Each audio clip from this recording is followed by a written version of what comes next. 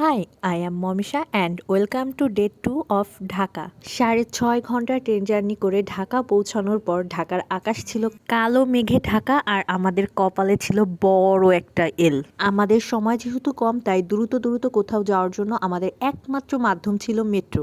আর ঢাকায় যে আমরা প্রথম শুনি মেট্রো বন্ধ। তারপর অবশ্য 1 ঘন্টা পর টিকিটটা পাওয়া গেছে। এরপর কিছু মিছু খেয়ে একটু নাচানাচি করে অটো, ভ্যান, রিক্সায় আরও 40 মিনিট হেঁটে 13 ঘন্টা জার্নির পরে আমরা পৌঁছাই শিল্পকলা একাডেমিতে।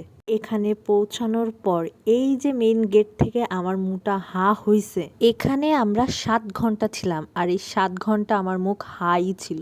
প্রত্যেকটা কাজ এত সুন্দর, এত গভীর চিন্তা ভাবনা, আমি শুধু হা করে দেখছিলাম। আর এরপর আমার কাছে কোনো ভিডিও ক্লিপ নাই, কিচ্ছু নাই, আমি শুধু দেখতেছিলাম আর দেখতেছিলাম। এত দূর থেকে প্রদর্শনী দেখতে আসা আসলে একটু কষ্টদায়ক, কিন্তু এখানে আসার পর সব কষ্ট একদম পানি পানি হয়ে গেছে। মনের ভিতরে একটা বাতাস বাতাস অনুভূতি দিচ্ছিল।